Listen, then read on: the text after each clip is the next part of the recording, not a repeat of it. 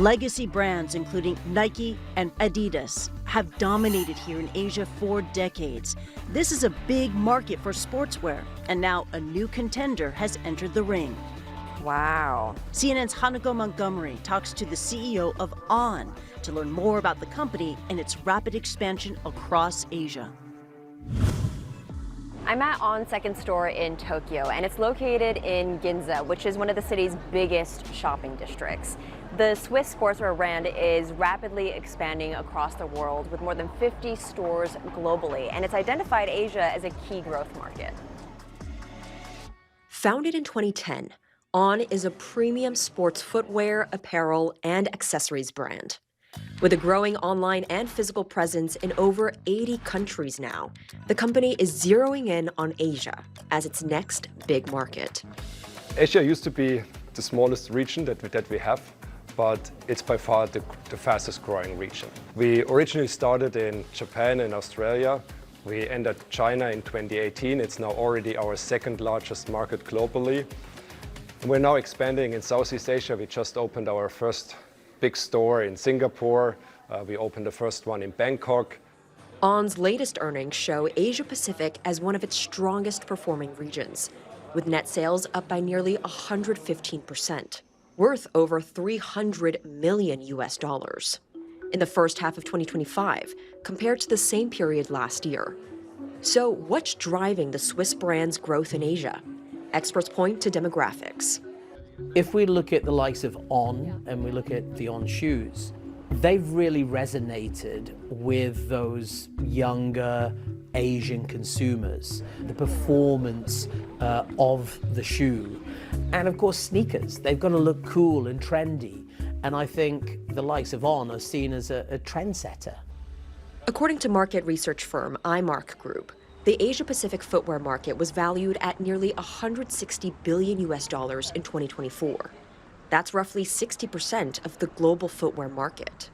But the region has also been impacted by U.S. President Donald Trump's sweeping tariffs, and analysts say the footwear and apparel industry is no exception to this.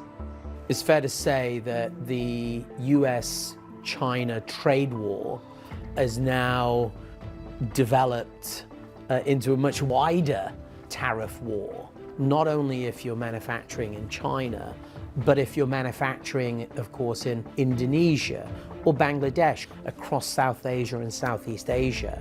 So that is really a big challenge. The reality is that if those nations can't trade with the US, they'll pivot into other markets. Asia has long been a manufacturing hub for footwear and apparel brands like On. But Hoffman remains optimistic for On's growth despite the economic volatilities.